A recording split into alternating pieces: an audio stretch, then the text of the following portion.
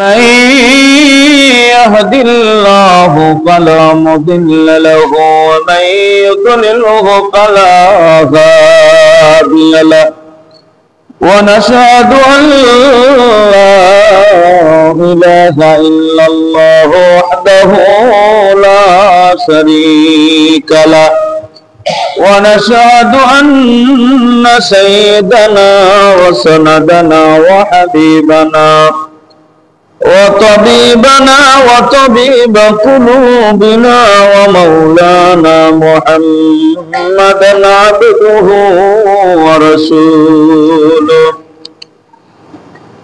الذي أرسله الله تعالى بالحق بشيرا ونذيرا وداعيا إلى الله بإذنه وسراجا وقمرا منيرا أما بعد فقد قال الله تعالى في كلامه المجيد وفي فرقانه الحميد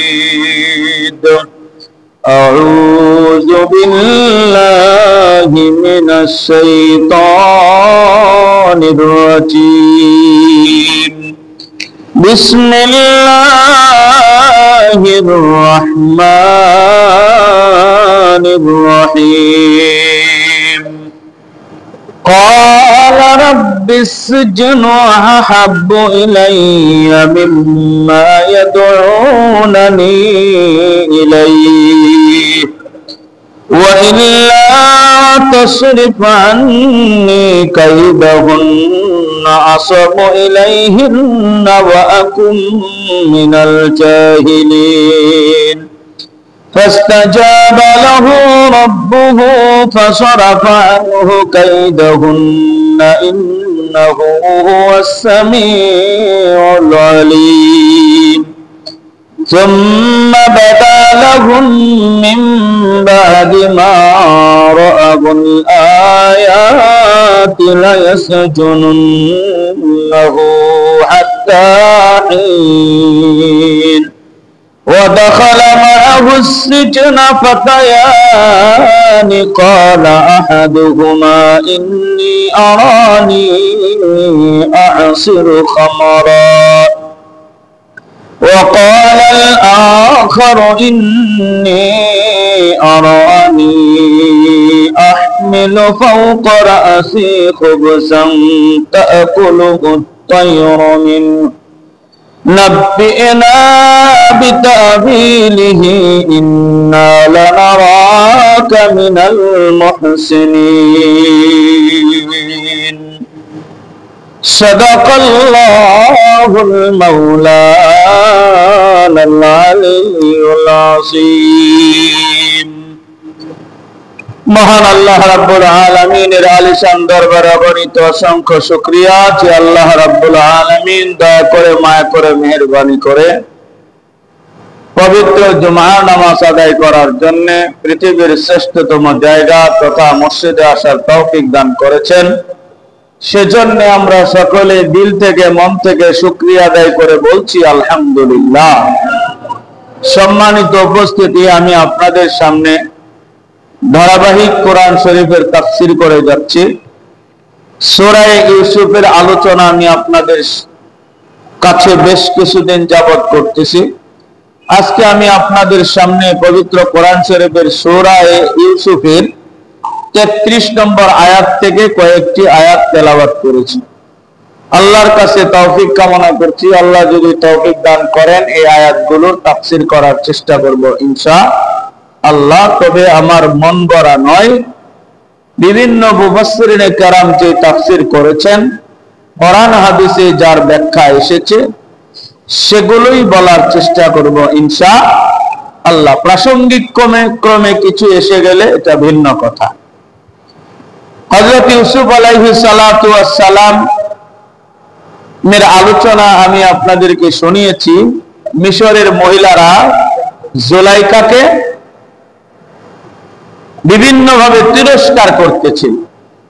জুলাইখা তাদেরকে দাওয়াত দিয়ে বাড়িতে এনেছিলেন। বাড়িতে আনার পর তাদেরকে বিভিন্ন খাবারের বিষয় পরিবেশন করেছেন, বিভিন্ন খাবার দিয়েছেন। কিছু খাবার ছিল চাকু দিয়ে কেটে খেতে হয়, তিনি তাদেরকে সেই খাবারও দিয়েছিলেন। আর ইউসুফ আলাইহিস সালাতু ওয়াস সালামকে জুলাইখা তাদের খানা খাওয়া অবস্থায় উপস্থিত করেছিলেন। উপস্থিত করার কারণে তারা দেখে আশ্চর্য হয়ে গিয়েছিল এবং ফল কাটার পরিবর্তে তারা হাতের আঙ্গুলও কেটে ফেলেছিল। এ পর্যন্ত ঘটনা আপনাদেরকে আমি শুনিয়েছিলাম। সেখান থেকে ইউসুফ আলাইহিস সালাতু ওয়াস সালাম বের হলেন, নিজের ঘরে চলে গেলেন। চলে যাওয়ার পর এই মহিলারা চিন্তা করে দেখলো, যদিও ইউসুফ নির্দোষ, কিন্তু তাকে কিছুদিনের জন্য হলেও জেলখানায় রাখা দরকার। কেন রাখা দরকার? এই কারণে রাখা দরকার, আজিজে মিসরের স্ত্রী জুলাইখার প্রেমের পাগলামি পুরা দুনিয়া সুদ্ধা পৌঁছে গেছে, পুরা মিশরবাসীগুলো জেনে ফেলেছে। অন্তত তার ইজ্জতকে হেফাজত করার জন্য, তাকে মোটামুটি বাঁচানোর জন্য কিছুদিনের জন্য ইউসুফকে জেলখানায় রাখা দরকার, যাতে অন্তত মানুষ বুঝতে পারে ইউসুফেরও কি আছে, দোষ আছে।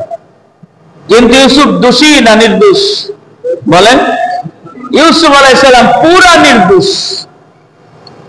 ইউসুফ আলাইহিস সালাতু ওয়াস সালামকে জেলখানায় বন্দী করার পরিকল্পনা করলেন। কেননা আগের আয়াতের মধ্যে আছে, জুলাইখা বলেছিল সে আমার কথা যদি না মানে আমি তারে জেলখানায় পাঠাবো। কোথায় পাঠাবো? ইউসুফ আলাইহিস সালাতু ওয়াস সালাম আল্লাহ রাব্বুল আলামিনের কাছে ডাক দিয়ে বললেন, ক্বালা রাব্বিস সিজনু আহাব্বু ইলাইয়া মিম্মা ইয়াদউনানি ইলাইহি। ইউসুফ আলাইহিস সালাম ডাক দিয়ে বলে, আমার রব, তারা আমাকে যেই দিকে আহ্বান করতেছে, যেই কাজ করার জন্য আমাকে ফুসলাচ্ছে, ওই কাজ করার চেয়ে, ওই গর্হিত খারাপ কাজ করার চেয়ে জেলখানায় আমার জন্য উত্তম। দুনিয়ার ইমানদার ব্যক্তিরা জেলখানায় যেতে পারে কিন্তু অন্যায় করতে পারে না। বিভিন্ন নির্দোষ আলেম ওলামাদেরকে জেলখানায় বন্দী করা হয় বিভিন্ন সময়।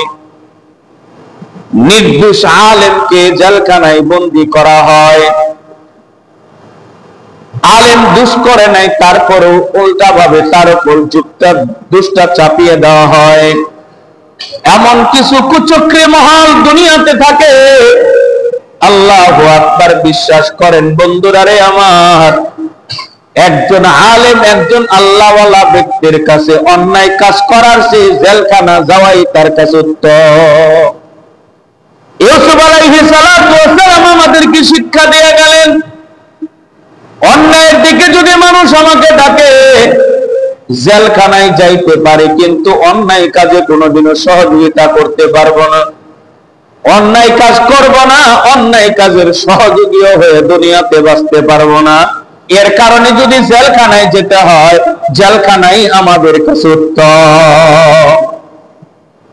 হযরত ইউসুফ আলাইহিস সালাতু ওয়াস সালাম বললেন, আরো বললেন, ওয়াইল্লা তাসরিফানি কাইদাহুন্না আসাবু ইলাইহিন্না ওয়া আকুম মিনাল জাহিলিন। নাক দিয়া বলে, মালিক, তারা তাদের ছলনার থেকে যদি আপনি আমাকে না বাঁচান, তাহলে কেউ আমাকে বাঁচাইতে পারবে না। আমি তাদের ছলনায় পতিত হয়ে যাব, আর তাদের ছলনায় যদি আমি পতিত হয়ে যাই, আকুম মিনাল জাহিলিন, তাহলে আমি জাহেলদের অন্তর্ভুক্ত হয়ে যাব। শিক্ষিত আর জাহেল, এই দুই দলের মধ্যে পার্থক্য আছে না নেই? শিক্ষিত আর আলেম, অশিক্ষিত, তাদের মধ্যে কি আছে? পার্থক্য আছে। কিছু কিছু মূর্খ মানুষ এমন পর্যায়ের আছে, তাদের সঙ্গে বন্ধুত্ব রাখাও বিপদ। কি বলেন? বন্ধুত্ব রাখাও কি বিপদ। এই জন্যে মানুষে বলে শিক্ষিত বন্ধুর চেয়ে অশিক্ষিত শত্রু ভালো।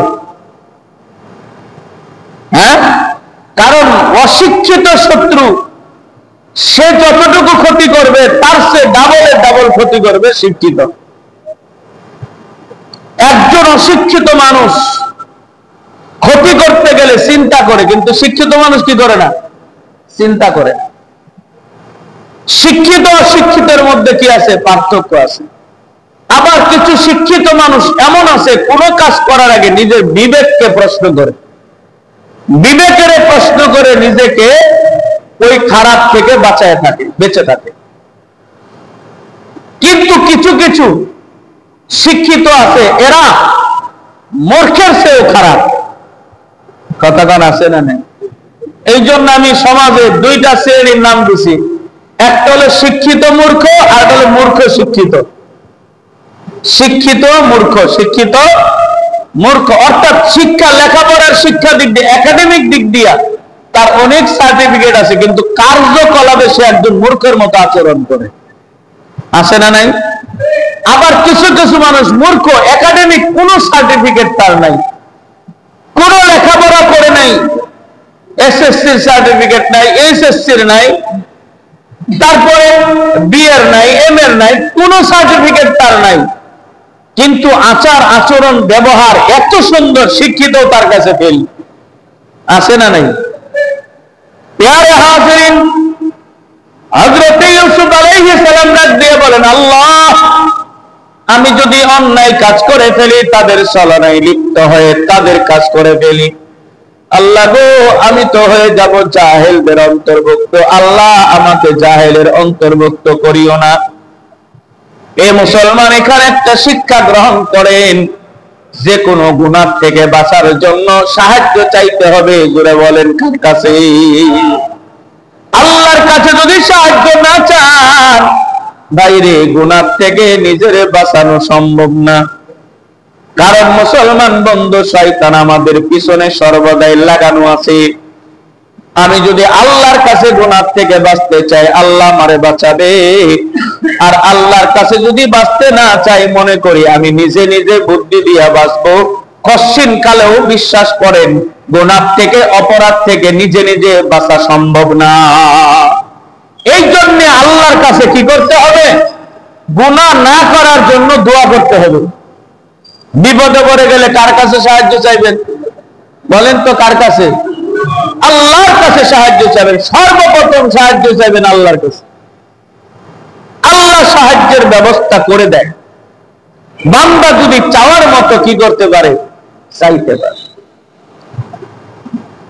আল্লাহ রাব্বুল আলামিনের কাছে ইউসুফ দোয়া করলেন, ফাস্তাজাবা লাহু রাব্বুহু ফাসরাফা আনহু কাইদাহুন্না ইন্নাহু হুয়াস সামিউল আলীম। আল্লাহ রাব্বুল আলামিন বলেন, ফাস্তাজাবা লাহু রাব্বুহু, তার রব তার ডাকে সাড়া দিলেন। ফাসরাফা আনহু কাইদাহুন্না, তাদের ছলনা থেকে তাকে আল্লাহ বাঁচায়া দিলেন। ইন্নাহু হুয়াস সামিউল আলীম, নিশ্চয় আল্লাহ তাআলা সর্বশ্রোতা, সর্বজ্ঞানী। অর্থাৎ যে যখনই দোয়া করে, আল্লাহ তার দোয়াটা শ্রবণ করেন, শুনে ফেলেন।